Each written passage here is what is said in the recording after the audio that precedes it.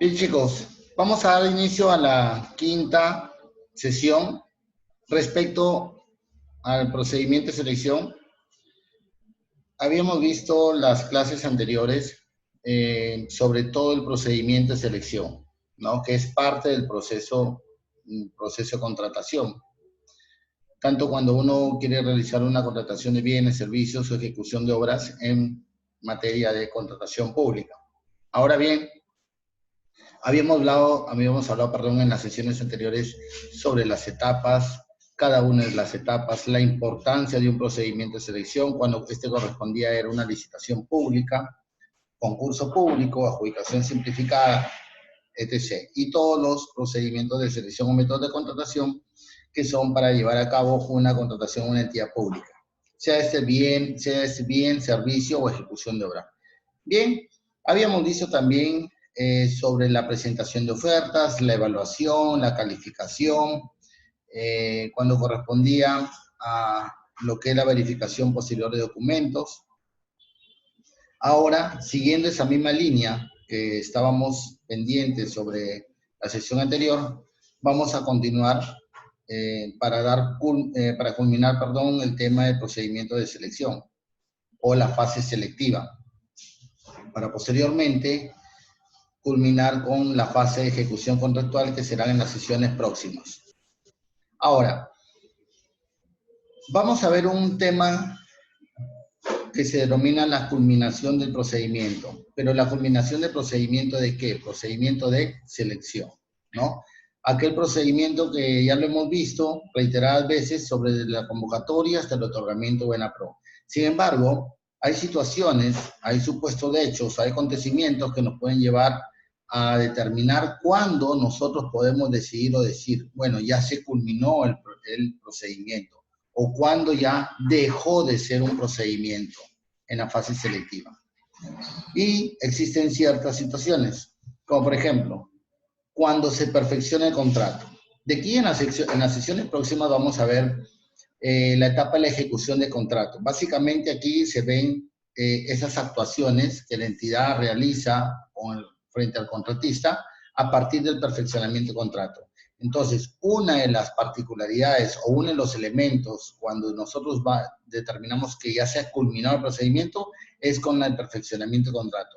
Ahora, el perfeccionamiento del contrato también la norma ha establecido que se da mediante dos dispositivos, dos situaciones o digamos, dos herramientas o dos mecanismos. Uno, el documento propiamente dicho, que es el contrato, el que todos conocemos, que suscribimos entre una persona y otra, que es el acuerdo de voluntades, y el otro que puede perfeccionarse el contrato mediante orden de compra o de servicio. No vamos a ahondar más con ese tema porque eso corresponde a una etapa que se llama ejecución contractual. Sin embargo, para efectos de irnos ubicando y poder determinar en qué situación se encuentra o cuándo nosotros podemos decir que es la combinación de procedimiento, es cuando suscribimos este contrato. Es cuando de repente nos otorgan el consentimiento de buena pro y posteriormente nos otorgan la orden de compra o la orden de servicio. Entonces, en ese acto administrativo o en esa acción por parte de la entidad y por parte del proveedor que ya se convierte en contratista, ahí deja de ser un procedimiento de selección. Entonces, ahí se culmina el procedimiento de selección. ¿Bien? ¿Cuándo también se determina la culminación del procedimiento? Cuando se cancela el procedimiento de selección. Cuando el procedimiento de selección en alguna de las etapas revierte de una causal de cancelación del procedimiento de selección. Se cancela básicamente porque desaparece la necesidad, por un recorte presupuestal, y una de las particularidades de la cancelación del procedimiento es que este no se puede volver a convocar siempre y cuando este haya sido, de una forma u otra, la causal de la cancelación del procedimiento meritúa sobre la disminución del presupuesto. Es decir, se asignó un determinado presupuesto para la contratación de un bien y de repente ese presupuesto no está en su totalidad. Ahí nosotros nos obliga a hacer esta herramienta jurídica llamada la cancelación de procedimiento. Y la cancelación del procedimiento, señores, es la culminación del procedimiento. Ahora, se deja sin efecto el otorgamiento de buena pro por causa imputable a la entidad. Hay una etapa antes del perfeccionamiento de contrato que muchas veces la entidad, así como el contratista, se dan por la negativa de la suscripción o el perfeccionamiento de contrato. Acá, la entidad, si deja sin efecto el otorgamiento de buena pro por causas meramente imputables a la entidad, también es la culminación del procedimiento. No se suscribe el contrato por negativa justificada de la entidad. Que esto viene también a, imaginemos, tenemos un procedimiento de selección y al final, cuando ya se va a suscribir el contrato o el perfeccionamiento de contrato, existe una negativa por la suscripción de contrato justificada por parte de la entidad. De repente hay un recorte de presupuesto, desapareció la necesidad, etc. ¿No? Entonces, esas situaciones, cuando se perfecciona el contrato, cuando se cancela el contrato, cuando se deja sin efecto el otorgamiento de buena pro y cuando no se suscribe el contrato por negativa justificada de la entidad, son situaciones que nos llevan a la culminación del procedimiento. Bien. Ahora, tenemos lo que es la cancelación del procedimiento, que también es una figura, como lo hemos visto, que es parte también de un elemento que corresponde cuando se determina la culminación del procedimiento. Acá vamos a ver lo que es la cancelación del procedimiento. ¿Cuándo hay una cancelación del procedimiento? Primer punto, primer requisito, tiene que ser antes de la adjudicación de la buena pro. Oye, entonces si otorgo la buena pro, ¿puedo yo cancelar el procedimiento? No. Si hay otorgamiento de buena pro, ya no se puede cancelar el procedimiento. Correspondería a otra cosa, pero ya no cancelación del procedimiento. Ahora, ¿de qué manera se da la cancelación del procedimiento? Por fuerza mayor o caso fortuito, cuando desaparece la necesidad de contratar, ¿no? Cuando hablamos de fuerza mayor o caso fortuito, de repente un desastre natural, una situación imprevisible que no está, que nosotros no advertimos en su momento, ¿no? Como por decir inundaciones, como por decir desastres naturales, sismos, etc. ¿No? Y fuerza mayor cuando por decir paralizaciones, huelgas, intervenciones, todo ello. Entonces, por esa situación puede haber una cancelación de procedimiento. Cuando desaparece la necesidad, de igual forma, imaginemos que yo quise el gobierno regional de cierta determinada región pide que se elabore o que se realice un mantenimiento a una determinada aula de un colegio y posteriormente viene una ONG y hace. Yo ya convoqué mi procedimiento, todo, estoy en la etapa de integración de bases y de repente viene la ONG y esa remodelación de esa aula, de ese colegio, asumida por la ONG. Entonces, ya no tiene razón de ser que ese procedimiento que yo había convocado para hacer la remodelación de esta aula ya ha sido asumida por una ONG. Entonces desapareció la necesidad. Esa situación que nos lleva a una cancelación del procedimiento, una de las causales. Bien, acá tengo una consulta, un momento que lo voy a... dice, ¿se puede firmar contratos sin verificar conformidad? Si verificar conformidad de... Bueno, Jorge Guillermo nos hace la consulta. ¿Se puede firmar contratos y verificar conformidad de documentos presentados, llámese constancia, certificado, etcétera? Lo que puedo entender, Jorge, que me preguntas es si se puede firmar, contrato sin verificar conformidad de documentos. No, como hemos dicho, la clase anterior, la entidad está en obligación de hacer la verificación posterior de la documentación presentada en las ofertas de los postores, y mucho menos de lo que se le otorgó la buena pro. Ahora, si bien es cierto, esa verificación posterior nos dice la norma que es inmediata, pero hay situaciones que para que la entidad pueda recibir ese informe muchas veces, la recibe posterior a la suscripción de contrato. Y si se determina que es una documentación falsa, inexistente, adulterada, pues es una causal de nulidad ya de contrato. ¿Se dan cuenta? Pero no quiero entrar todavía en el tema de la nulidad de contrato porque no estamos en eso. ¿Ya? Estamos en una etapa de procedimiento de selección. Sin embargo, en esta etapa de procedimiento de selección se tiene que hacer la verificación posterior. Entonces, en resumidas cuentas, amigo Jorge Guillermo, tienes que necesariamente verificar la documentación. ¿Bien? Ahora, hay otra consulta. César Augusto y Arlequé pregunta, profesor, ¿qué acciones se pueden seguir en ausencia del titular del pliego por postular? A ver, ¿qué acciones se pueden seguir en ausencia del titular del pliego por postular a otra provincia? El alcalde sacó a varios funcionarios y colocó a personal de confianza, ha convocado a selección de ejecución de obras sin requisitos de ley, término de referencia, y se otorgó buena pro y firmado contrato, prevalece este proceso. A ver, bueno, César Augusto, esta es una consulta o una pregunta, perdón, que no se ajusta mucho al tema que estamos viendo, pero sin embargo la voy a absolver en virtud de alguna situación, porque acá me dice que se hicieron términos de referencia, posiciones técnicas actualizados, requisitos, como bueno. Yo no quiero entrar en el tema si es que la ausencia del titular del pliego por postular a otra provincia, el alcalde sacó varios funcionarios. Bueno, me imagino que me habla del alcalde encargado. Si es un alcalde encargado con todas las disposiciones legales y normativas que le brinde el Jurado Nacional de Elecciones en uso de sus funciones en virtud de que el otro alcalde se fue de licencia por cuestiones de todos los actos generados por este nuevo alcalde encargado, meritúan totalmente aciertos, ¿no? Salvo de que él no tenga esa disposición o la vigencia mediante el Jurado Nacional de Elecciones, que es lo principal para que él pueda tener la actuación administrativa y asuma el rol de titular de la entidad en esa instancia, en ese interín. ¿Bien? Eso es lo que te puedo decir. De ahí hay que verificar primero si es que el alcalde encargado estaba en uso de sus facultades conforme lo establece el Jurado Nacional de Elecciones a efectos de cumplimiento de la ausencia del titular de la entidad. ¿Ya? De ahí, si está en todos sus facultades, por ende, todos los procedimientos sacados, convocados como ejecución de obras y todo ello, están de acuerdo dentro del marco normativo. Bien, la mayoría de entidades, acá hay otra pregunta, Raúl Vargas, la mayoría de entidades solo envía documentos al emisor de la constancia y certificado y nada más. No entiendo mucho la consulta, Raúl, a ver si me la puedes especificar mejor. La mayoría de entidades solo envía documentos al emisor de la constancia y certificado y nada más. Bueno, tendríamos que ver lo que logro entender, Raúl, de tu consulta.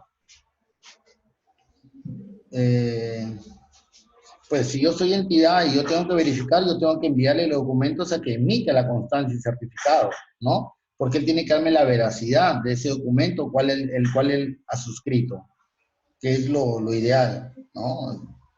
Y si puedo corroborar y ser objetivo, tendría que ser un cruce de información. A ver, hay otra consulta. Dice, pues las entidades no contestan. Bueno, yo no he tenido problemas en eso, porque más bien las entidades públicas por lo general sí contestan rápido. Cuando no es más, nos contestan por correo, contestan vía telefónica, nos confirman por un correo y después ya nos pasan los pantallazos por el mismo email o correo de la entidad, aseverándonos la veracidad de los documentos que nosotros les solicitamos. Más bien, donde sí hay un poco de problemas son en las entidades privadas, más no en las públicas. ¿Sí, Raúl? Muy bien. Jorge Guillermo, silencio administrativo. No entiendo qué es lo que me quieres dar a entender con el silencio administrativo, Jorge. Bien, Raúl Vargas, sobre la verificación de documentos, sobre verificación posterior. Ya, sí. Raúl Vargas me pregunta sobre, no pregunta, consigna sobre la verificación de documentos, sobre verificación posterior. Ya hemos dicho que la verificación de documentos es la verificación posterior de los mismos, de las ofertas presentadas en las entidades públicas, que están obligados todas, ¿no? Toda entidad pública en verificar la documentación presentada por el postor que se le otorgaba la buena pro. En la clase anterior vimos sobre la verificación posterior de documentación. Es más, les dejé también una opinión para que ustedes lo tomen o la tengan ustedes como a bien revisarla, porque es importante esa opinión en base a la verificación posterior. Si no, a ver, José Guillermo dice, si no contesta la entidad, que generalmente son privadas, yo digo, se aplica silencio administrativo. Ah, ya. Ah, ya entendí. Ya. A ver, lo que pasa, lo que pasa es que el silencio administrativo es una figura de la Ley de Procedimientos Administrativos General. Entonces, la Ley de Procedimientos Administrativos General se aplica luego de que se agota la instancia de la norma especial o específica. En este caso tenemos lo que es la Ley de Contrataciones. Y si la Ley de Contrataciones te explica básicamente que tú tienes que hacer la verificación posterior, tendríamos que primero votar la instancia de la Ley de Contrataciones para posteriormente irnos por la norma de la Ley de Procedimientos Administrativos General. Eso en base a la pirámide kelseniana. ¿Bien, Jorge? Ahora bien, vamos a avanzar. Seguimos con el tema de la cancelación de procedimiento. Cuando también existe presupuesto asignado sea insuficiente o tenga que destinarse a emergencias declaradas expresamente o otras razones justificadas. La entidad no incurre en responsabilidad respecto a proveedores que hayan presentado ofertas por la cancelación. Bien. Resolución o acuerdo debidamente motivado de funcionario que aprobó el expediente de contratación o otro igual superior al que se comunica el comité de selección y se registra en ese hacia el día siguiente. Implica imposibilidad de convocar el mismo objeto de contrato durante el ejercicio de presupuesto, salvo que la causal sea falta de presupuesto. Claro, en todas las situaciones que hemos visto para la cancelación de procedimiento o en las causales para que proceda a la cancelación del procedimiento, una de las situaciones es que este procedimiento ya no se va a volver a convocar por ninguna otra situación. Pues es claro, pues no, porque si existe fuerza mayor o caso fortuito o porque desaparece la necesidad, ya no hay virtud de volverlo a convocar. Pero hay una excepción sobre estas causales, que sí se puede volver a convocar cuando esto se ha visto la imposibilidad de convocar o la imposibilidad de llevar a cabo el procedimiento por cuestiones de recorte presupuestal. Entonces, en esa situación, salvo en esa situación, que ha sido materia de cancelación de procedimiento por un recorte presupuestal, ahí solo podemos nosotros volver a convocarlo. Por otra instancia, ya no. Bien. Ahora vamos al tema de la nulidad del procedimiento. ¿Cuáles son sus causales de la nulidad del procedimiento? Cuando son estos dictados por un órgano incompetente, es decir, no tiene la competencia para llevar a cabo un procedimiento. Por decir, pues, digamos que se lleva a cabo un procedimiento de selección y el titular de uno de los miembros titulares, ¿no? No estuvo presente, asumió el suplente y de repente el suplente en pleno acto público se va a una comisión inmediata de urgencia y le dicen a un tercero, a un asistente de él, por ejemplo, ¿no? En el área que él esté trabajando, le dice, ¿sabes qué? Quédate ahí por mientras del suplente porque ha salido a hacer una comisión. Ese acto, ya, ese acto, por lo general les debe declararse la nulidad. ¿Por qué? Porque han sido dictados por un órgano que sea incompetente. No tenía la competencia para que éste pueda ejercer esa situación en ese momento. Cuando contravengan las normas legales, si por decir se está contraveniendo una norma legal que conduce el objeto de la contratación, sea el bien, el servicio, la ejecución de una obra, y no se ha aplicado una norma legal, o no se ha aplicado las normas legales de la contratación en el Estado, entonces es nulidad de procedimiento. No se han llevado las formalidades que establece la normativa, se han vulnerado principios de la norma de contrataciones, ahí también es una causal de nulidad de procedimiento. Cuando tengan un imposible jurídico, cuando prescindan de normas esenciales de procedimiento, o en las etapas, por decir, debió hacerse la integración, no se hizo la integración, se continuó con el procedimiento, o no se integró adecuadamente, el comité obvió de repente absolver o incluir dentro del formato de absolución una consulta, una observación planteada por un participante. Esas causales son nulidades de procedimiento de selección. Bien, el titular de la entidad ante el perfeccionamiento del contrato indica la nulidad del procedimiento de selección. Ahora, no puede declararse la nulidad del procedimiento de selección cuando éste ya se haya perfeccionado el contrato, porque ya recuerden que entraríamos a otra etapa del proceso de la contratación. solo la nulidad de procedimiento se puede dar hasta antes del perfeccionamiento del contrato. Una vez perfeccionado el contrato, ya no se puede dar la nulidad de procedimiento de selección. Y indicación de la etapa de la que se retrotrae. Bueno, sabemos que si cuando se genera un vicio en un procedimiento de selección, esta se va a retrotraer hasta la etapa que se generó ese vicio para enmendar ese error cometido de repente por el órgano encargado de llevar a cabo el procedimiento de selección. Entonces, esta facultad, esta potestad que le da la norma al titular de la entidad para la declaratoria de la nulidad de procedimiento, lo que busca básicamente es enmendar ese error suscitado que lo ha generado mediante un vicio y no recaiga posteriormente en un vicio de procedimiento o una nulidad expresamente. Entonces, se declara nulidad y se retrotrae hasta la etapa que se verificó. A ver. Ahora, vamos a lo siguiente. Hay que tener como importancia que en la consultoría de obra la evaluación y calificación de ofertas se realiza haciendo el orden siguiente. Presentación de ofertas, los sobres, ¿ya? Como habíamos visto en los procedimientos anteriores, la licitación pública y concurso público para servicio general se requería solo de la presentación de un solo sobre.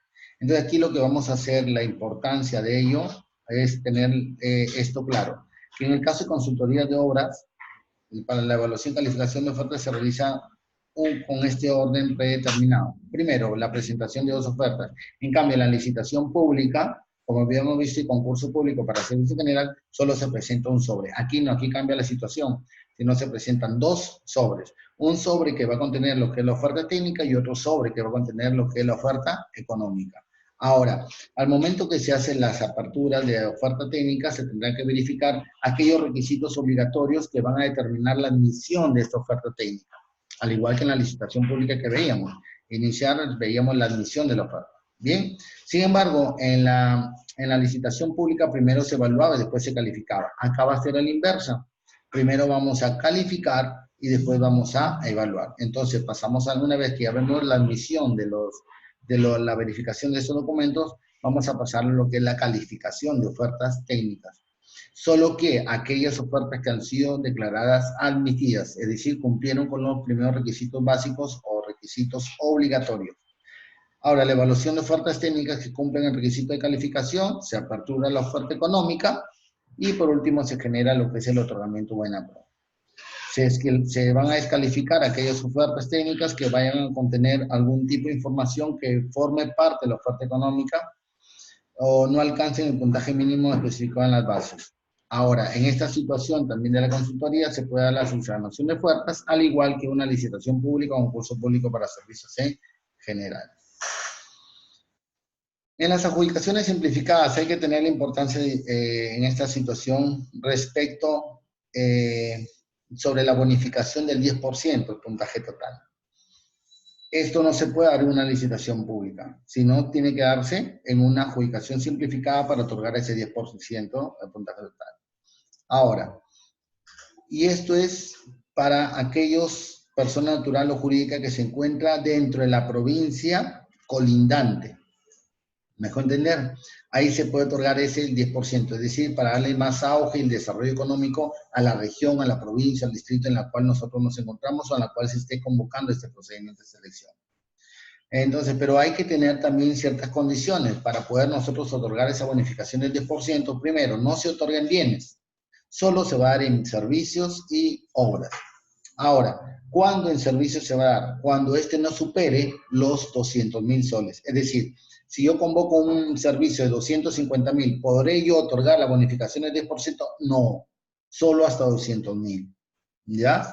De 190.000, 180.000, 160.000, sí puedo otorgar esta bonificación del 10%. Ahora, para obras de igual forma, hay un tope. Para cuando la obra supera los 900.000, tampoco yo le puedo ofrecer la bonificación del 10% del puntaje total. Es decir, si un postor me sacó 98 puntos, yo tendría que otorgarlo, si se le asigna el 10% por provincia colindante, yo tendría que sumarle esos 98 puntos, 9.8% más, que es su 10% que se le otorga por ser provincia colindante. ¿Bien? Ahora, también hay excepciones. Solo se va a dar para aquellos procedimientos de selección que se encuentran fuera de la provincia de Lima y Callao. En Lima y Callao no se puede otorgar ese tipo de puntaje de bonificación. Ahora, si el postor tiene domicilio en la misma provincia o en las provincias colindantes, según constancia de inscripción RNP, con cual yo voy a asegurar o voy a determinar que sí le corresponde lo que es la provincia colindante, va a ser con el Registro Nacional de Proveedores. Cada postor, cada proveedor, cada participante tiene un Registro Nacional de Proveedores. Entonces, ahí me va a determinar cuál es la dirección exacta o la que corresponde para aplicarle esa bonificación. Ahora, de igual forma, en las adjudicaciones simplificadas, un rato.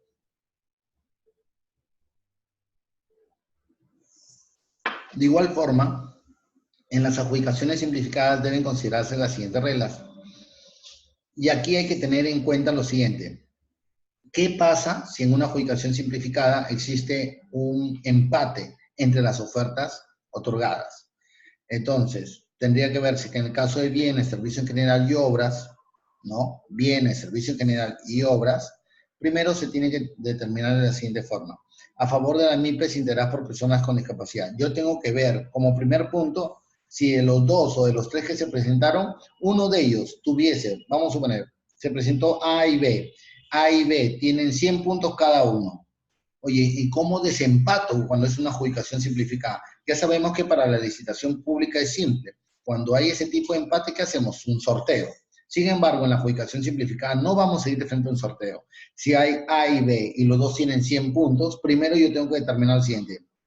Primero tengo que ver, ¿A es pyme? Sí, las dos son pymes, muy bien. Pero de las dos, A tiene trabajadores con discapacidad física. Ah, ya, muy bien. Entonces, si A es MIPE, B es MIPE, pero A tiene personas con discapacidad, entonces esa situación le da una coyuntura a favor de él. En esas palabras, en esa situación, A desempata con B por esa situación que tener personal con discapacidad. Ahora, puede ser que las dos no tengan, ¿no? O puede ser que una sea MIPE y la otra no sea MIPE. Pasamos al segundo punto, es a favor de la MIPE inscritas en REMIPE. Muy bien. De repente, de A y B, una solo es MIPE y la otra no es MIPE. Ah, entonces, ¿cuál es lo que va a llevar el desempate? La que es MIPE. Muy bien, ese es el segundo factor, la segunda situación. Y la última situación que ya queda al último es la del sorteo. ¿Y cómo se va a dar el sorteo? ¿De qué forma se va a dar el sorteo? Todos sabemos básicamente que las adjudicaciones simplificadas, por lo general, son aquellas que se llevan en acto privado y otras públicas. Pero por lo general en actos privados, cuando se dan actos privados, no va a estar los postores en su momento, ¿no? Entonces, ¿qué va a hacer? Se tiene que citar a aquellos postores que empataron y de repente puede haber un representante del Sistema Nacional de Control o de la OSI de la entidad y el notario juez de paz que va a dar fe o va a dar veracidad de ese acto que se ha llevado a cabo. Se hace el sorteo, ¿no? Con los postores y de repente, bueno, los postores se les citaron, de repente puede ser que los postores no lleguen, pero ¿quién va a dar de ese acto que se realizó ese sorteo? El juez de paz o notario público, ¿ya? Puede ser que los postores no lleguen, puede ser que el veedor del presidente del Sistema Nacional de Control no llegue. ¿Se suspende? No, no se suspende, se realiza el sorteo, con o sin, pero con la presencia necesariamente notario o juez de paz. Ahora, en el caso de consultorías, primero, para cuando exista un empate, la forma de generar ese empate va a ser a favor de la MIPES integrada por persona de discapacidad, al igual que en la parte de arriba. A favor de la MIPES, escritas en REMIPE, y el postor que haya obtenido el mejor puntaje técnico, ¿ya? Mejor puntaje técnico, es decir, hemos visto que para el tema de consultorías, ¿no? Para el tema de consultorías, hay dos sobres, que es un aspecto técnico y económico. Entonces, la persona natural o jurídica o el postor que tenga, en este caso, el aspecto técnico o el puntaje técnico mayor, a este vamos a dar un desempate. No el que sea el menor precio, sino el que tenga el mayor puntaje técnico. No el que tenga el menor precio, sino el que le otorgamos el mayor puntaje técnico. Bien, si esas tres situaciones siguen igual, vamos por último con el sorteo, que es la última instancia para desempatar. Ahora, vamos a ver el tema de la selección de consultores individuales. Esto se va a dar solo para consultoría en general, no para consultoría de obras, y tiene que tener una particularidad. ¿Cuándo se da para selección de consultores individuales? Esto quiere decir cuando no se requiere equipos de personal ni apoyo profesional adicional. En otras palabras, a una persona natural. Solo a esta persona natural le vamos a dar este tipo de procedimiento. Ahora, ¿cuáles son aquellos requisitos primordiales para la selección de consultor individual? Le vamos a calificar lo que son la experiencia, las calificaciones de la persona natural. Ahora, ¿por qué no para consultoría de obra? Porque si nosotros vemos en este caso para el tema de consultoría de obras, estaríamos hablando de lo que es supervisión de obras y elaboración de expediente técnico.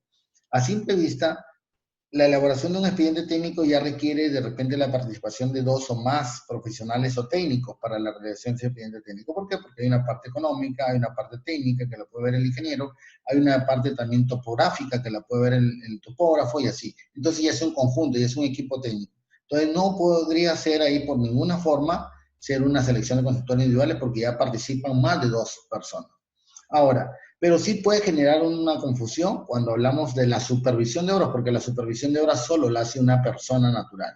Bien, pero ya la norma expresamente lo ha determinado, que para el efecto de supervisión de obras no corresponde ser la selección de consultores individuales, sino para una consultoría más específica donde se requiera el conocimiento de la parte cognitiva de este profesional y nos puede desarrollar un plan, un desarrollo, o perdón, un plan o nos pueda desarrollar un trabajo que al final revierta de una situación o aspecto técnico individual propio de ello. ¿Ya? Ahora, el comité de selección realiza una convocatoria a través del CIACE solicitando expresiones de interés. Ya hemos visto en la primera fase cuando vimos que existen lo que son documentos de procedimiento de selección. Ya habíamos hablado que los documentos de procedimiento de selección son tres: las bases, la solicitud de expresión de interés y la solicitud de cotización. Bueno, para este caso, para este tipo de procedimiento, para este método de contratación, nosotros vamos a utilizar lo que es la solicitud de expresión de interés. Bien, ¿qué son aquellas reglas de juego en las cuales, así como en las bases tenemos en la licitación, ¿no? Y las bases tenemos en la adjudicación simplificada, las bases con concurso público? Acá las expresiones de interés son esas reglas de juego donde la persona natural va a participar en este procedimiento de selección y va a ser evaluado a fin de que se le pueda otorgar la buena pro. La convocatoria contiene el perfil que debe cumplir el consultor y los términos de referencia al servicio requerido. Aquellos participantes deben prestar sus expresiones de interés en la unidad de trámite documentario en un sobre cerrado juntando la documentación que sustente los requisitos de calificación y los factores de evaluación. Como parte de los requisitos pues, de calificación vamos a tener lo que son experiencia, calificaciones, ¿no? Y la entrevista, que es básico, ¿ya? Para ver el tipo de la selección de consultores individuales. Ahora, aquí hay una particularidad también que también la vamos a ver. Que la presentación de expresión de interés implica la aceptación del precio fijado en los documentos de procedimiento de selección. Aquí no hay bueno, acá se fija un monto y ese monto se va a respetar en el procedimiento de selección, ¿no? Se solicita la selección de consultor individual, tal, con un monto de 30.000, perdón, 60.000, 70.000, 80.000 soles, ahí no más que el precio, ¿ya? Ahora, el comité de selección que va a calificar, califica a los posores consignando el resultado de calificación en acta debidamente motivada, que se publica en el CIACE conjuntamente con cronograma de entrevistas personales para la evaluación.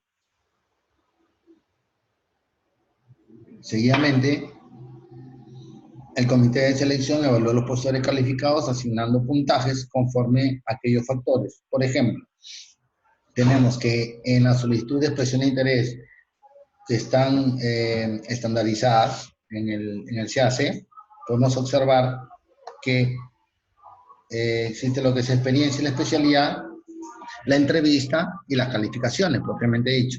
Entonces, la experiencia se basa en 60 puntos de la especialidad, en función al tiempo de experiencia que tiene el consultor, trabajos que haya realizado, prestaciones similares o situaciones similares, hechos similares que han sido parte de su actividad laboral. ¿Ya? Esa va a ser la experiencia entre la especialidad que él nos tiene que demostrar. Sobre la entrevista son los 10 puntos que va a tener el dominio temático y aquellas habilidades. Va a haber una escala en puntaje determinada las habilidades y el dominio temático en base a esa entrevista realizada. Y por último, las calificaciones, que va a valer 30 puntos o va a tener una puntuación de 30 puntos. Y estas calificaciones dependen el grado de estudios que haya tenido, las especializaciones que haya tenido, el, vamos a ver, maestría, diplomados, cursos, seminarios, etc. Ahora, y la formación académica debe consignar en niveles o grados y puntaje por cada nivel. Ahora, también tenemos que, hay el tema de las capacitaciones por los niveles en tiempo de capacitación de consultor, horas lectivas, académico, etcétera, ¿ya? ¿Cómo se van a acreditar? Se van a acreditar mediante una copia simple de que de los títulos, las constancias, certificados u otro documento que nos demuestre fehacientemente aquellos niveles de capacitación que el consultor haya tenido en el tiempo de que haya realizado esa capacitación, ha adquirido esa capacitación o esa formación académica. Bien.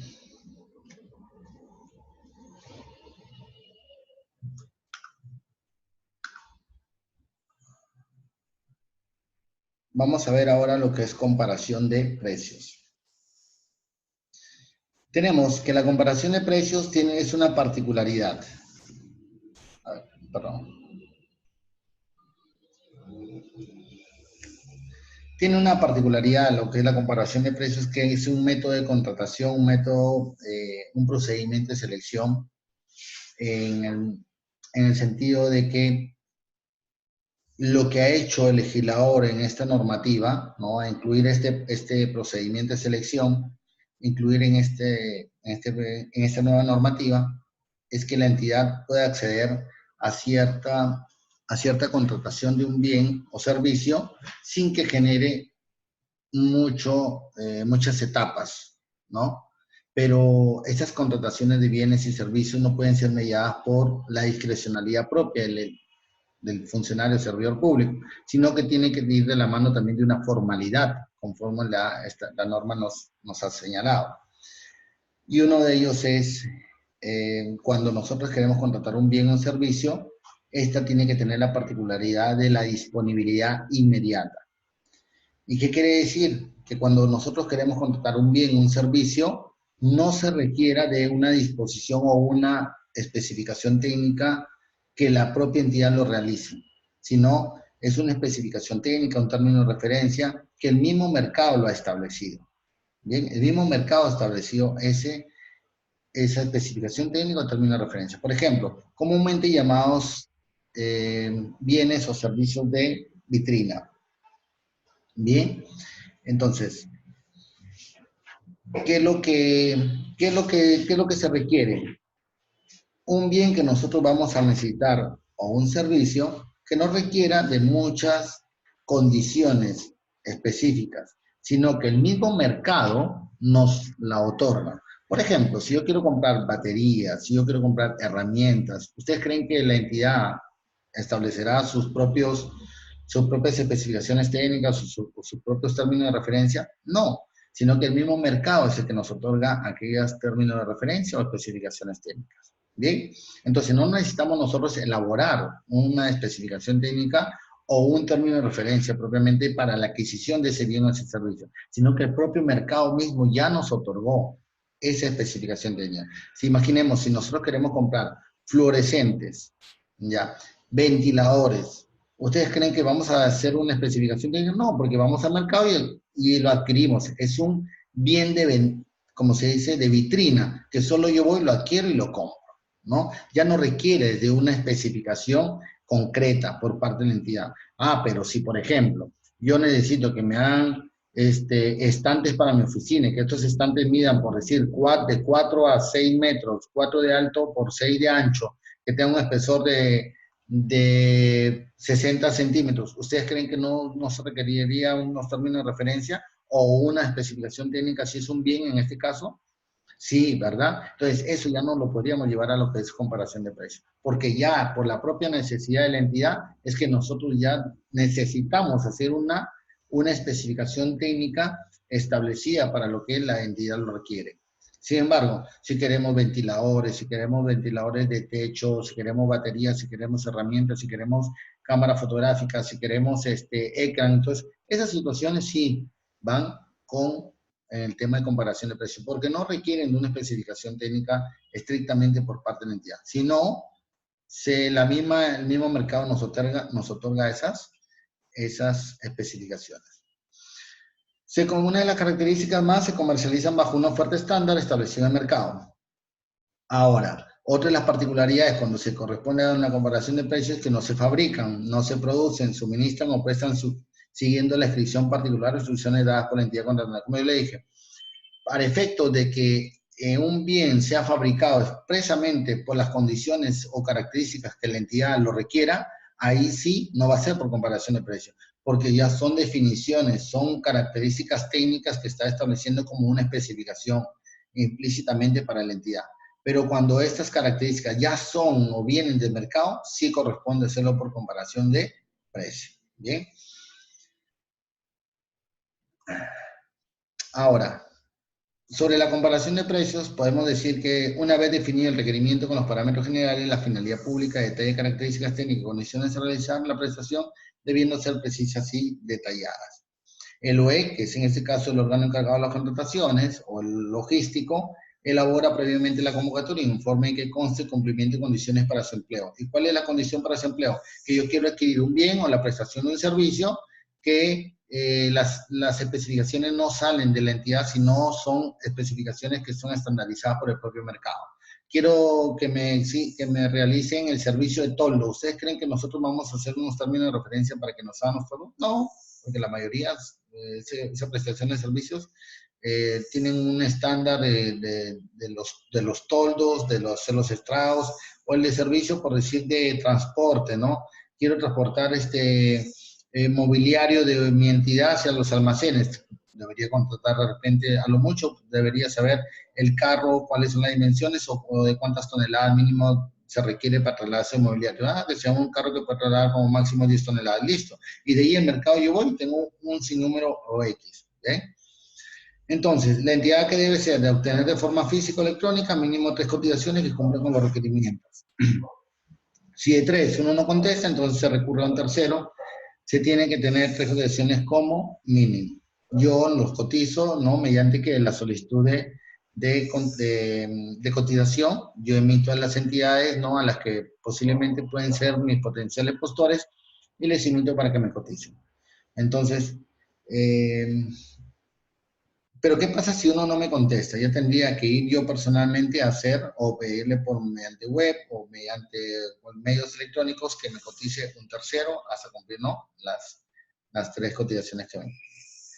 En caso se opte una cotización, debe solicitarse con las aceptaciones técnicas, también referencia, cuando se elabore la solicitud de cotización. Quiere decir que la información se obtenga de manera telefónica, presencial o mediante portales electrónicos, y luego debe elaborar un informe de la indagación realizada. Es que puede darse el caso de que, por decir, yo envío las cotizaciones y ninguno me contesta. Entonces, ¿qué me está obligando? Me está obligando a que yo salga como entidad y yo verifique por otras fuentes, otra manera de cómo yo indagar esos precios y cómo yo los puedo adquirir. Entonces, ¿qué puedo yo hacerlo? ¿Mediante qué? Mediante vía telefónica, mediante presencial o mediante portales electrónicos. Entonces, ahí en esa situación el OEC está en obligación de elaborar un informe sobre aquellas indagaciones, de qué forma y de qué manera se han venido realizando. Bien. Ahora, acá tenemos más o menos una relación.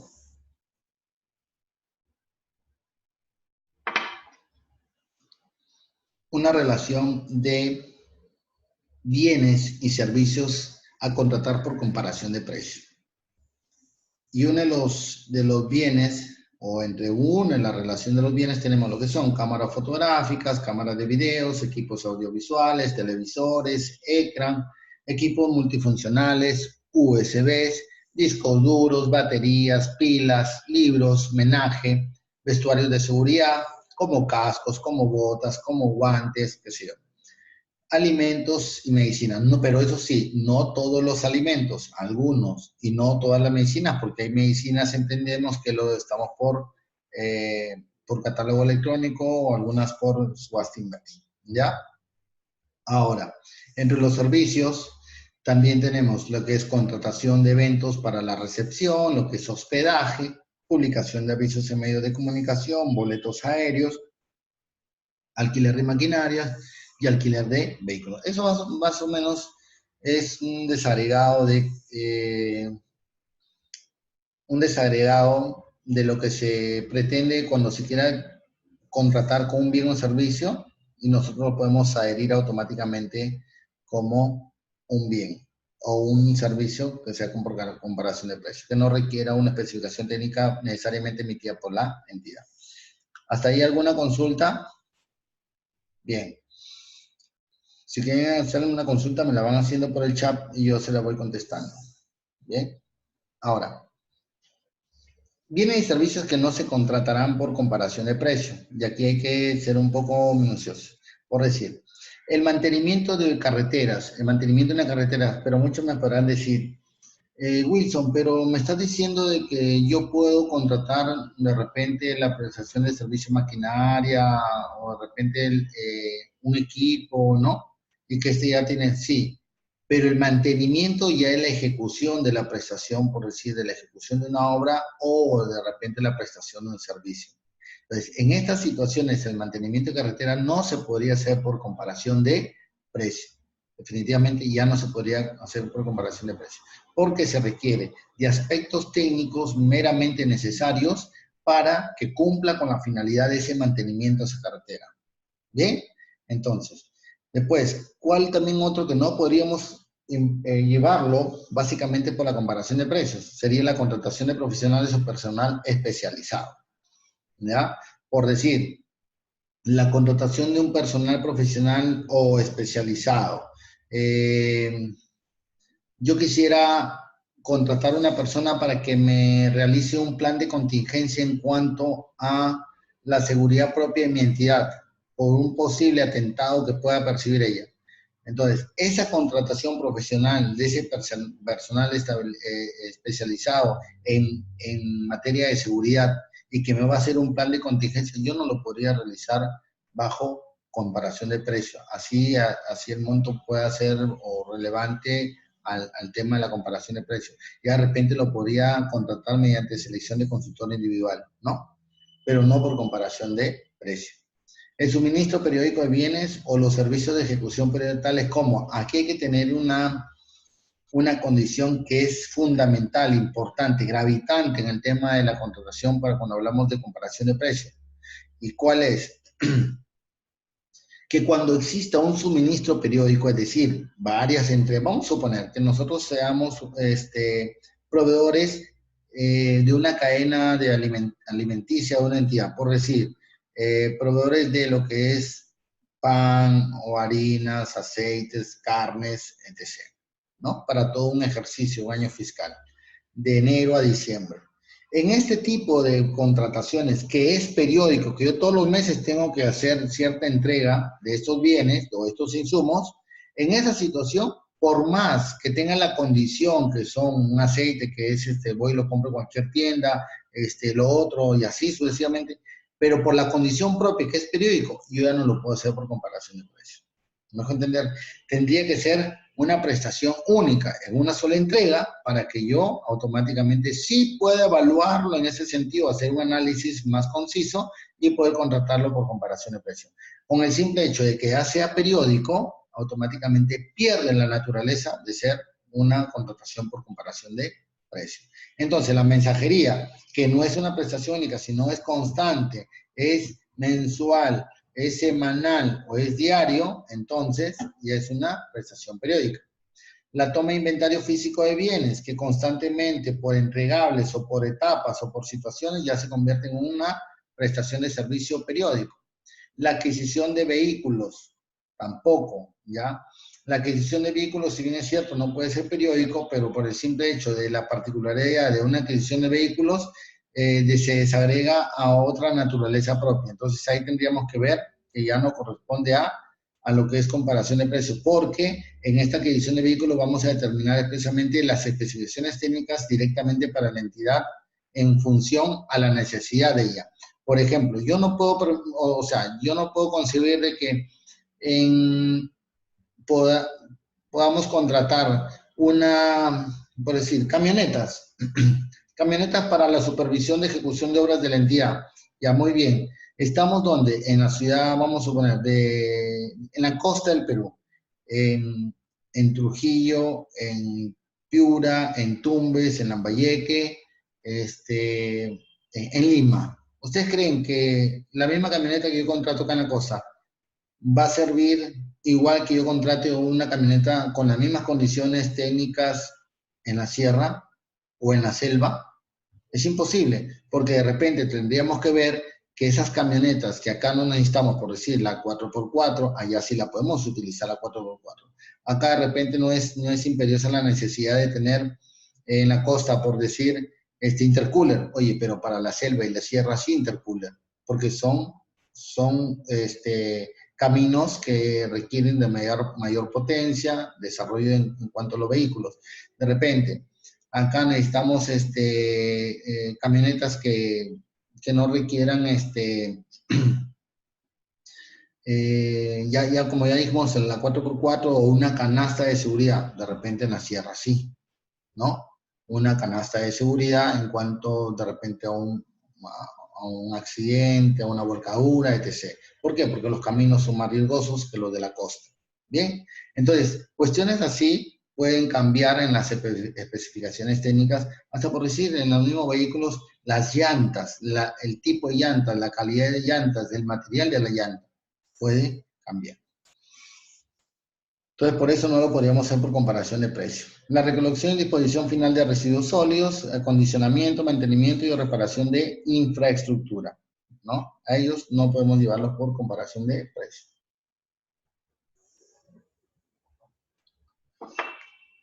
Hasta ahí, ¿alguna consulta?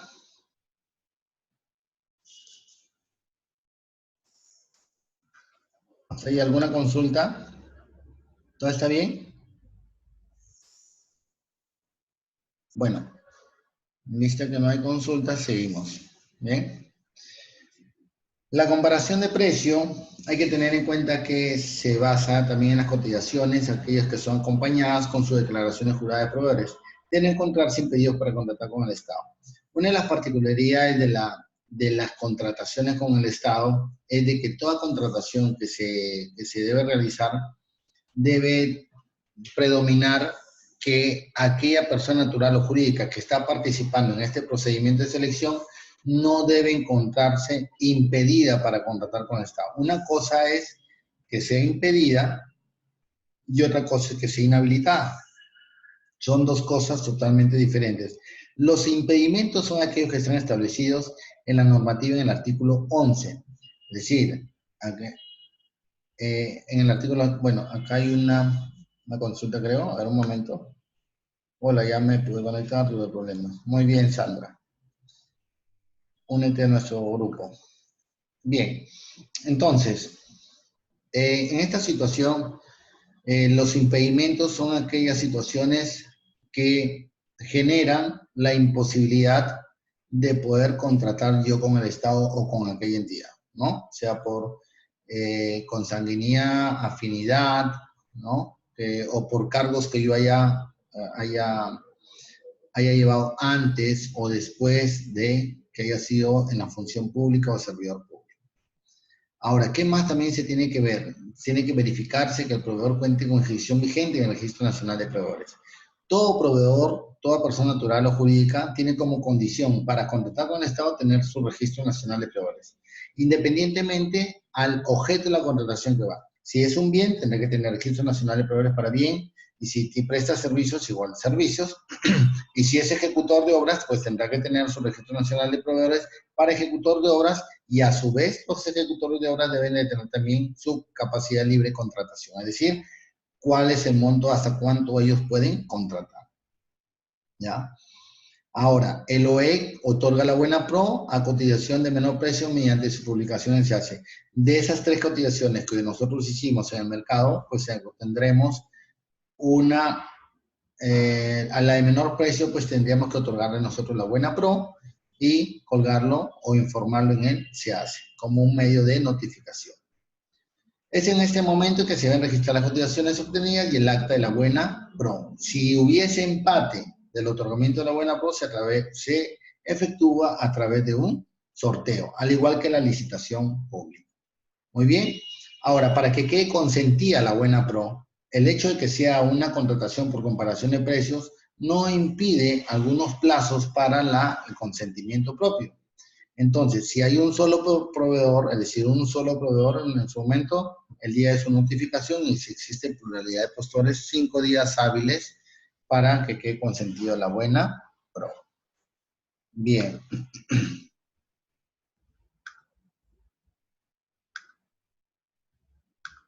Seguimos.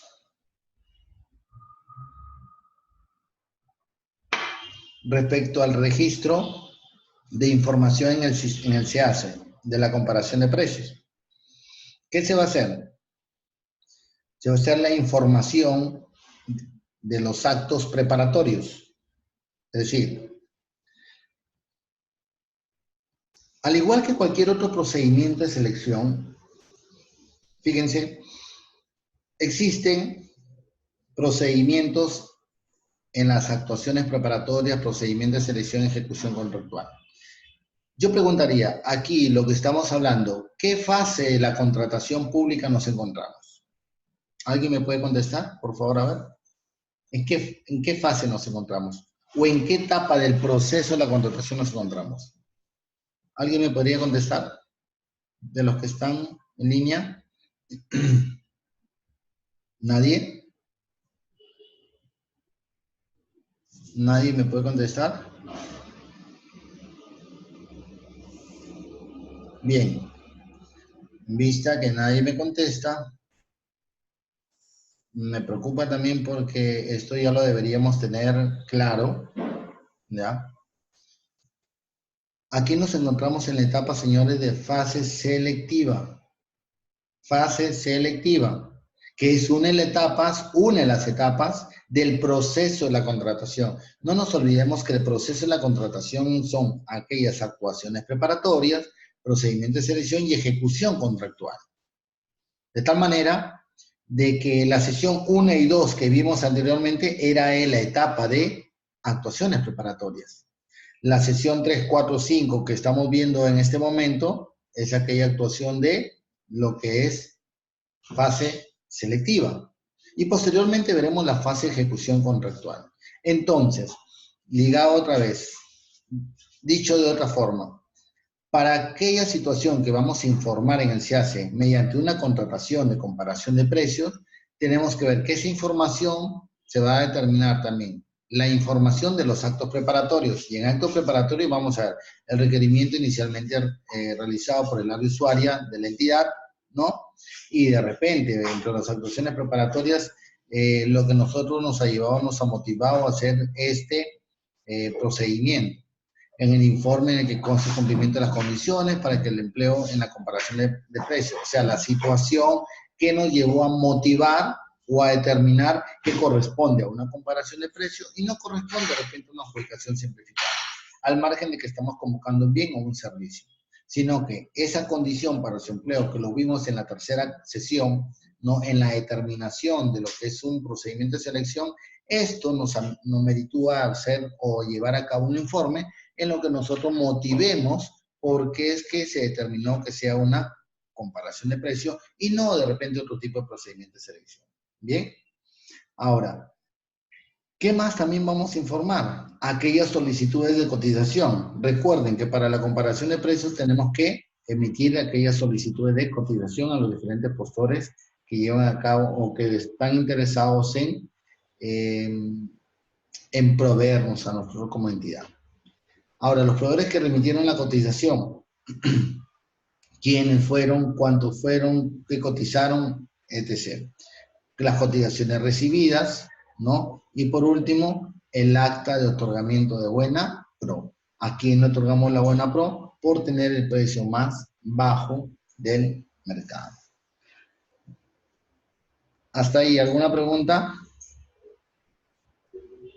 ¿Ninguna? Bien. Ahora vamos a pasar a lo que es un mecanismo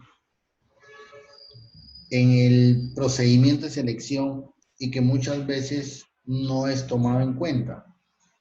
Este mecanismo se llama la solución de controversias en el procedimiento de selección de la convocatoria de un bien, servicio, ejecución de obras. Comúnmente llamado recurso de apelación o recurso impugnatorio. Ahora, este recurso de apelación o recurso impugnatorio se da básicamente en la etapa de selectiva. No se va a dar en la etapa de ejecución contractual, porque la solución de controversia, de una controversia suscitada en la etapa de la ejecución del contrato, o cuando ya se esté ejecutando el contrato, esta solución de controversia tiene un nombre o es otro mecanismo llamado conciliación o arbitraje o junta de resolución de disputas. Independientemente del procedimiento que sea o de la ejecución de la obra o del bien o del servicio, ¿ya? Independientemente del objeto de la contratación, bueno, a efectos de la solución de controversia en la etapa de la ejecución contractual, se tiene que tener en cuenta que solo la Junta de Resolución de Disputas es aplicable para obras, ¿ya? Para obras. De ahí, la conciliación y arbitraje para bienes, servicios y obras. Bien, dicho esto, y ya más o menos posicionándonos a lo que corresponde en el procedimiento de selección y viendo como herramienta esta solución de controversias en el procedimiento, existe el recurso de apelación.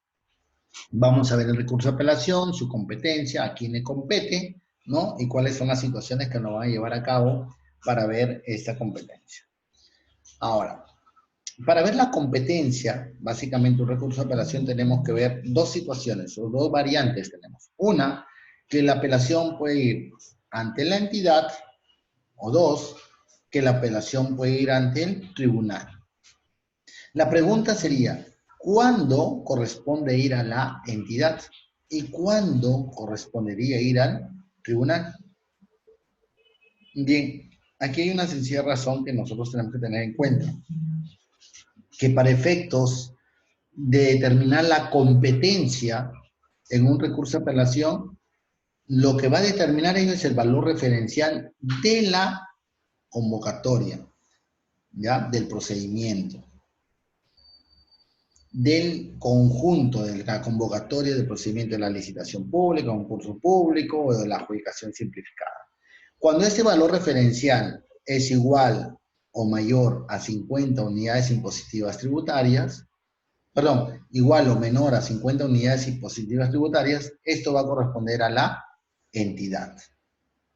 Cuando el valor referencial supera las 50 unidades impositivas tributarias, pues correspondería al Tribunal de Contrataciones y a su vez también cuando se trate de un procedimiento para catálogo de acuerdo marco, que es un procedimiento que toda persona natural o jurídica lo realiza bajo Perú Compras, ¿no? Y se quiere inscribir o quiere entrar a este catálogo, hay un procedimiento también que puede ser apelado, también este procedimiento ante el tribunal.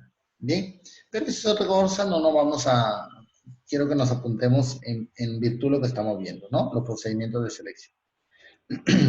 Entonces, para que nos quede claro, si hablamos de 50 unidades impositivas tributarias, estamos hablando de 220 y tantos mil soles hacia más, ¿no? 200, a ver, más o menos 225, más o menos 225.000, ¿no? Hacia arriba estamos hablando de una para irnos al tribunal de contratación. Entonces, el primer orden o el primer punto es, oye, saber a dónde compete interponer recurso de apelación. Cuando supera las 50 unidades impositivas tributarias, ya corresponde al tribunal. Cuando no supera o es igual a 50 unidades, corresponde a quién? A la entidad. Muy bien, como ya sé la competencia, ya más o menos no me voy a tener ese problema, ¿ya? Ahora, pero ¿qué pasa si estoy en un procedimiento, una licitación pública, y el ítem que voy a apelar es de 190.000. ¿A quién le corresponde? Y la licitación es de 500.000. ¿Dónde me voy? ¿A la entidad o al tribunal? ¿Alguien me puede responder?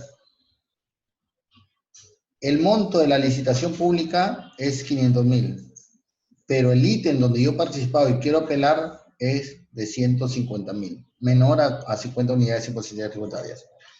¿Ustedes qué dicen? ¿A dónde nos vamos? ¿A la entidad o al tribunal? César dice al tribunal y Jorge Guillermo dice a la entidad. ¿Me pueden decir por qué al tribunal, César, y por qué a la entidad, Jorge? ¿Por el chat? ¿Me podrían decir? Bien. Jorge me dice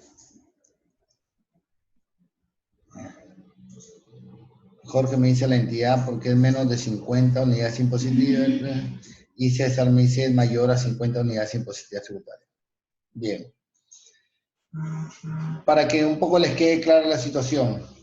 Inicialmente le dije que lo que va a determinar la competencia es sobre el proceso, ¿verdad? Sobre la convocatoria, el valor referencial total de la convocatoria de este procedimiento. Entonces, si es una licitación pública y son 500.000 soles, estas ya superaron las 50 unidades impositivas tributarias. Al margen de que yo solo voy a apelar un ítem, que es un procedimiento menor sobre un proceso mayor, lo que va a marcar es ese proceso mayor, es decir, la licitación pública, no el que voy a apelar independientemente, que es menor a 50 unidades impositivas tributarias.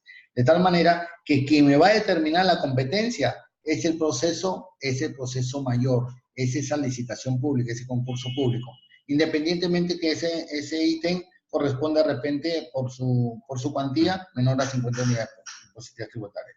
Entonces, en ese caso, la competencia, si es una licitación pública por 500.000 soles, a pesar de que el ítem es menor a 50 unidades impositivas tributarias, corresponde apelar al tribunal, ¿ya? Al tribunal. Sí quedó entendible, ¿verdad? Muy bien, César. Ya. Muy bien. Entonces, ahora, la presentación de los recursos de apelación deben registrarse en el SIACE el mismo día. Jorge me dice, manda monto, muy bien, así, claro. Sí, Jorge, manda el monto de la licitación, ¿ya? De ese proceso mayor, ¿ya? Ese es el que es el que va a ser el predominante, ¿ya? Muy bien. Creo que les quedó claro, ¿verdad? ¿Sí?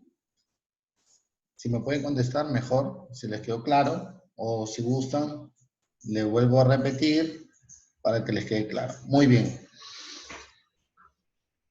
Ahora, sobre la presentación de los recursos de apelación debe registrarse en el SEACE el mismo día de haber sido interpuestos bajo responsabilidad. Esta es una de las particularidades que para efectos del cumplimiento del recurso de apelación, y que sean de conocimiento y darles por notificados, tienen que ser en el SEACE. Si es la apelación interpuesta ante la entidad, pues la entidad es la responsable de, mediante el SEACE, comunicar que el acto, ¿no? El acto de otorgamiento de buena pro ha sido impugnado por el postor A, B, C, quien haya hecho prevalecer ese derecho. Entonces, cada recurso impugnatorio establecido esto, que haya sido interpuesto ante la entidad o interpuesto ante el tribunal, ambos tienen que ser no debidamente notificados ante él, se hace. No nos olvidemos que, de acuerdo a la normativa de contrataciones con el Estado, las notificaciones se dan al momento que han sido estas registradas ante el Sistema Electrónico Aplicativo de Contratación del Estado llamado SEACE. Desde ahí se da por notificado las actuaciones. Bien. Vamos a ver ahora una opinión. La opinión 051-2017. ¿Y qué nos dice esta opinión? Nos dice, los participantes, postores y o terceros no pueden acceder a la información que forma parte de las ofertas cuyos requisitos de calificación no fueron analizados y revisados por el comité de selección o el órgano encargado de las contrataciones, por lo dispuesto en la normativa de contratación del Estado, la cual constituye norma especial que prevalece sobre lo dispuesto en la norma de carácter general, como la Ley de Transparencia y Acceso a la Información Pública. A ver, imaginemos, lo que nos dice esta opinión, señores, es que si bien es cierto el artículo 40 del reglamento establece de que al día siguiente de haberse pedido solicitado la información sobre las ofertas presentadas por los participantes en un procedimiento de selección a efecto de que yo quiera interponer un recurso de apelación, nos dice que solo se puede dar información de aquellas ofertas que han sido debidamente, cuyos requisitos de calificación no fueron analizados, no se puede dar, sino aquellos que fueron revisados y calificados por el comité de selección, sí puede otorgarse esa información.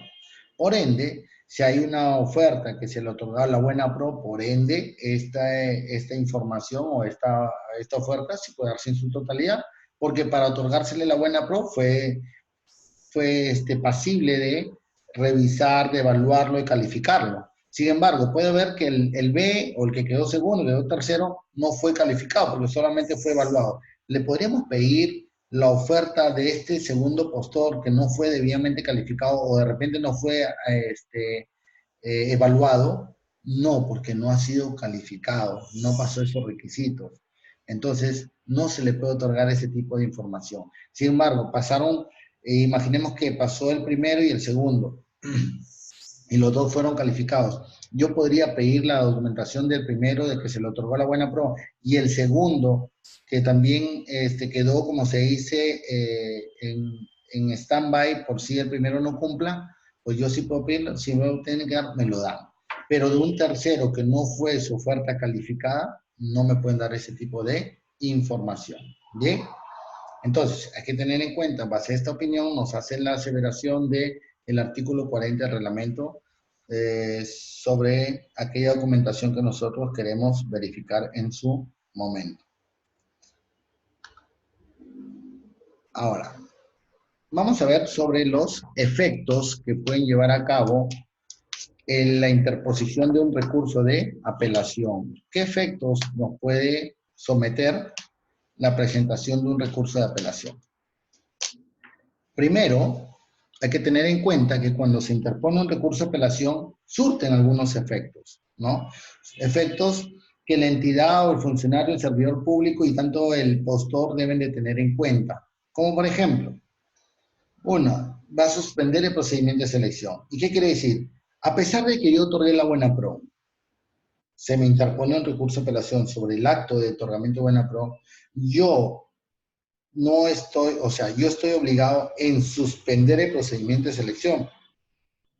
No decir, no, bueno, para mí no me parece competente, no, para mí no procede ese recurso de apelación porque no revierte sustento normativo o jurídico, o su análisis hecho en su recurso de apelación, para mí no tiene mayor objetividad o severidad. Entonces, como yo creo que ese recurso de apelación presentado ante el tribunal va a ser declarado infundado o de repente improcedente por falta de legitimidad procesal, yo continúo con el procedimiento. No se debe hacer eso. ¿Cuándo yo voy a continuar con ese procedimiento? Cuando se resuelva el recurso de apelación.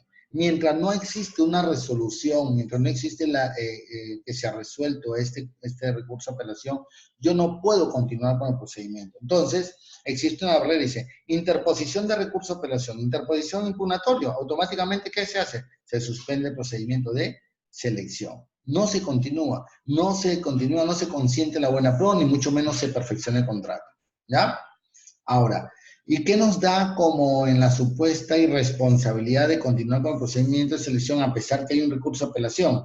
Y nosotros continuamos, somos tercos. Esos actos que nosotros posteriores a la presentación del recurso de apelación son declarados o son actos nulos. Devienen de una nulidad, de actuación de nulidad. Bien, ahora, Para efectos de incorporación o extensión de vigencia en los acuerdos marcos, ¿ya? Que es un procedimiento cuando toda persona natural o jurídica quiere estar en el catálogo de acuerdo marco, o sea, pertenecer a ese catálogo, hacen un procedimiento de selección, ¿ya? Cumplen con unos requisitos, estos son evaluados por Perú Compras. En función a ello, después de la evaluación que se da, y de este procedimiento llevado a cabo, ya se pueden incluir al catálogo electrónico de acuerdo marco. Sin embargo, en este procedimiento hay muchos que pueden solicitar la incorporación y de repente es desestimada su incorporación.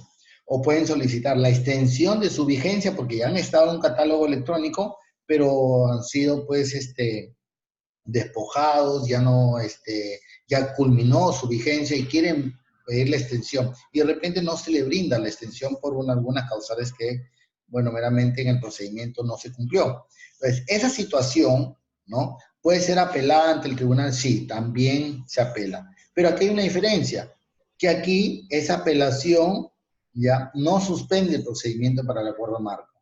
Es decir, se lleva a cabo el procedimiento normal del acuerdo marco, sea esta la incorporación o incorporación, sea esta, se le brinde la extensión o no la extensión de vigencia, esta no va a suspender, sino continúa hasta que esta sea resuelta, ¿ya? Es decir, si yo pido la incorporación y no se me incorpora, no quiere decir que me va a suspender la incorporación, sino yo apelo y hasta que se resuelva, hasta que resuelva el tribunal verá si debo ser incorporado o no debo ser incorporado. Si yo pido la extensión de vigencia, el que vamos a suponer que yo esté solicitando que se me extienda esta vigencia y porque interpongo el recurso de apelación, quede en stand-by y todavía sigo vigente, no. Si ya mi vigencia caducó y yo pido la extensión y esta no ha sido dada, y a pesar de que interpongo un recurso de apelación, el procedimiento continúa, es decir, no se me extiende la vigencia hasta que se emita la resolución. La entidad como el tribunal debe informar la interpretación el mismo día en él se hace. Bien, ahora vamos a ver sobre los plazos para la presentación de la interposición de recurso de apelación en un procedimiento de selección. Hay que tener en claro estos plazos porque son relevantes, son importantes.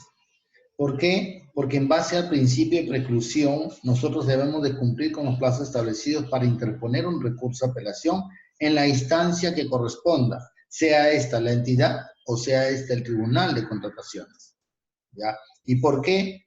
Porque el tribunal de contrataciones tiene una competencia, como hemos visto anterior, y la entidad también tiene una competencia. Y esto va a partir mucho, depende de la cuantía que hemos visto anteriormente, sobre el valor referencial de ella. Ahora, ¿cuándo corresponde que hay un plazo de 5 días para interposición de un recurso de apelación? Solo va a proceder cuando se tratan aquellos procedimientos de selección remitidos sobre adjudicación simplificada, comparación de precio, subasta inversa electrónica o selección de consultores individuales. Para este tipo de procedimientos o métodos de contratación, solo se le otorga 5 días hábiles para interponer el recurso de apelación. Pasados esos 5 días hábiles, el que interponga un recurso de apelación es más seguro que se le declare improcedente el recurso de apelación, ¿ya? Por no haber sido interpuesto en los días establecidos por la norma. Ahora, cuando estamos hablando de una licitación pública, concurso público, subasta inversa electrónica, cuyo valor referencial corresponde a una licitación o concurso, ¿ya? Y aquellos procedimientos para catálogo de acuerdo marco, estos van a tener un plazo de 8 días hábiles a partir de notificada la buena pro o conocido el acto impugnado, ¿ya? Ahora, una vez de notificada la buena pro o conocido el acto impugnado, aquí hay que tener en cuenta dos situaciones. Que las impugnaciones pueden ser también respecto, por decir, de la declaratoria y nulidad de un procedimiento de selección. Vamos a suponer que la entidad declara la nulidad del otorgamiento buena pro por unos supuestos vicios que han sido cometidos por el comité de selección al momento de evaluar las ofertas.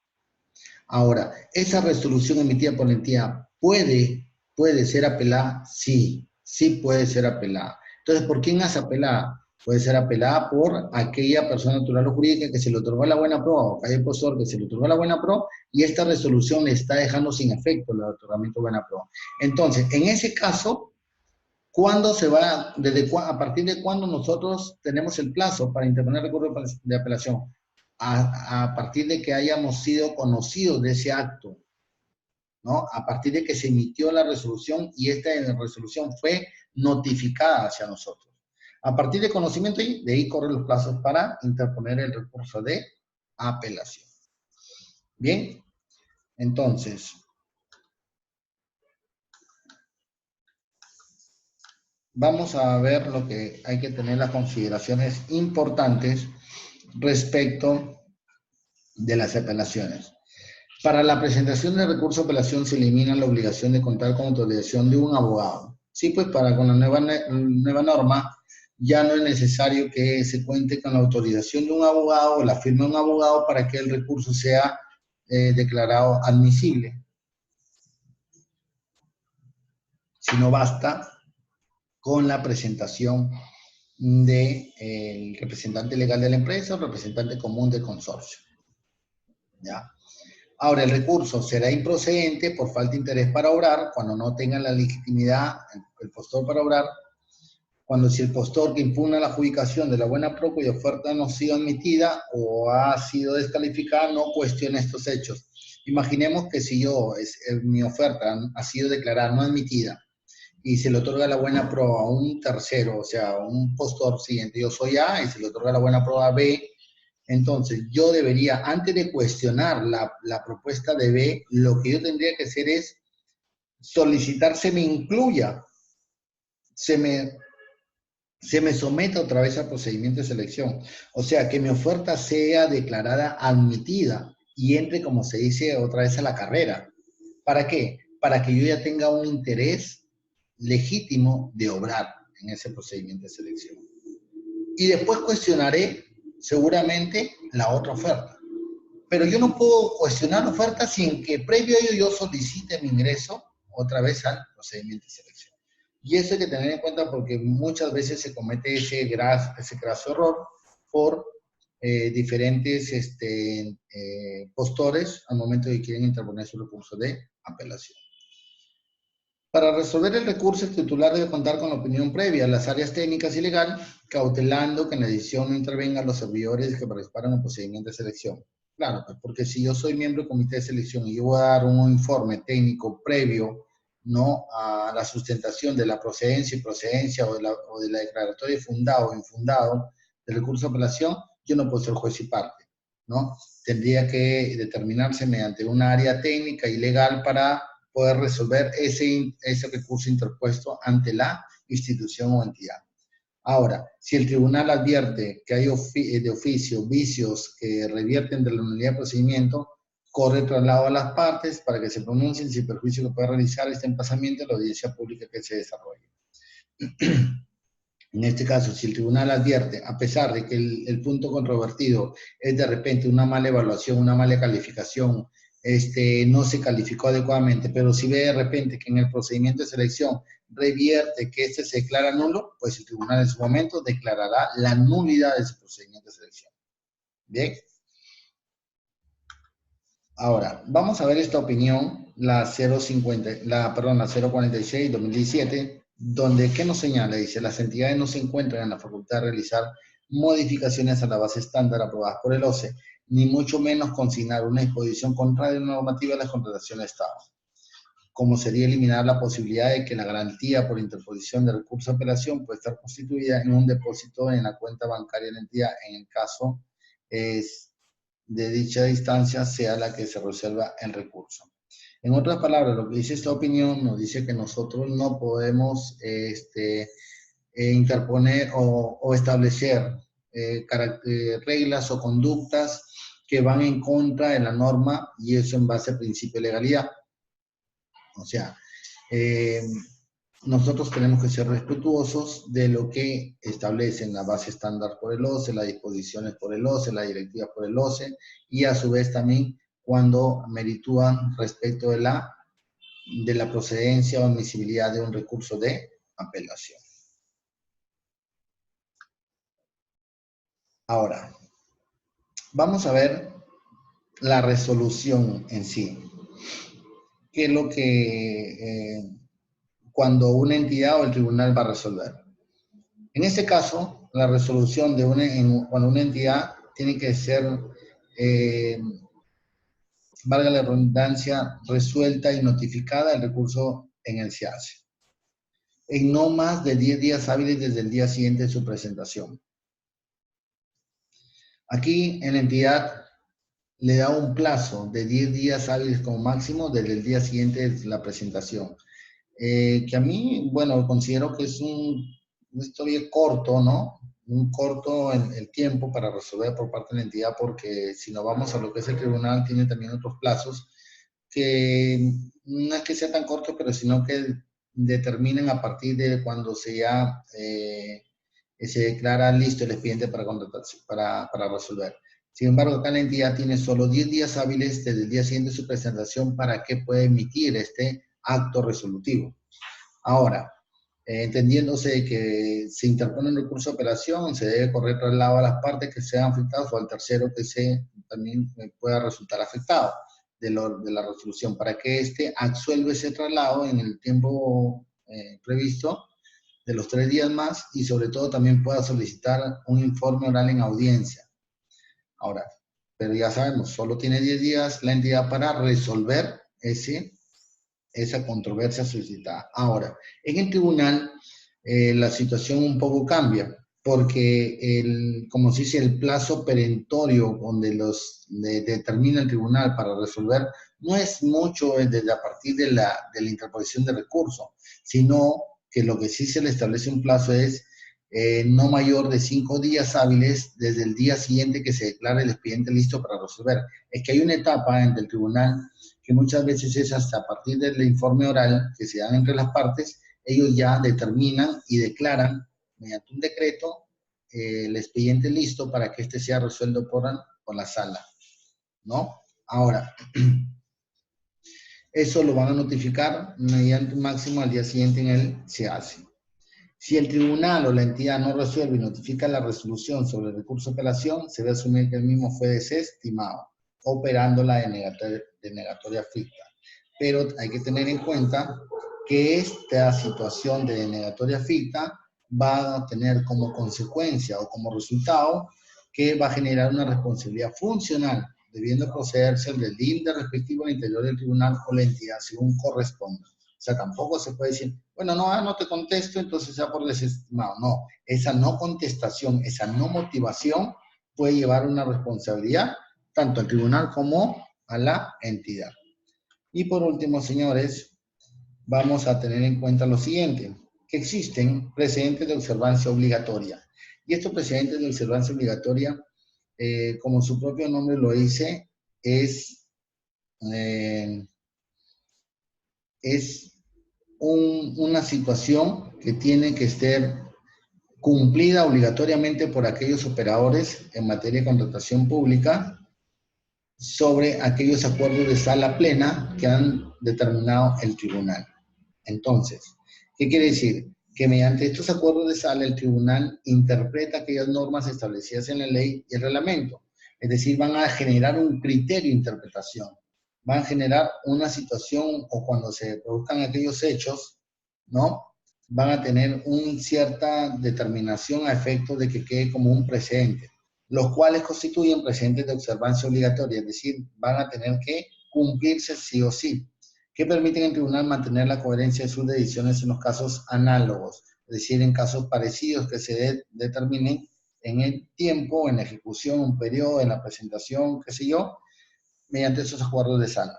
Ahora, los precedentes de observancia obligatoria deben ser aplicados por las entidades y las salas del tribunal, conservando su vigencia mientras no sean modificados por posteriores acuerdos de sala plena del tribunal o por norma legal.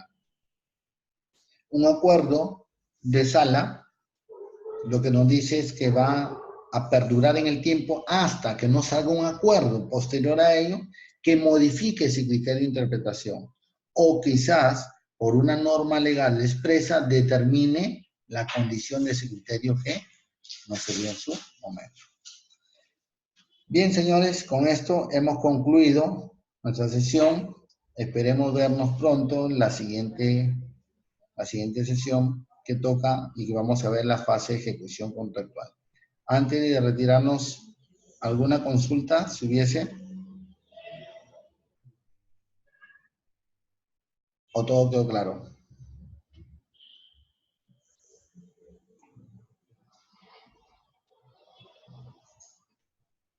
Muy bien, Jorge.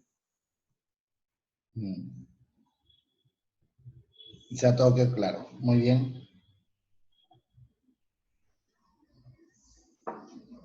Bien, César. Correcto. Bien, en vista que no hay, buenas tardes igual para todos. Buenas tardes, María Nonura, Rosalinda, Juan, César, Juan, Guillermo, Raúl, Enrique, César Augusto. Bien, buenas tardes a todos y que disfruten un fin de semana.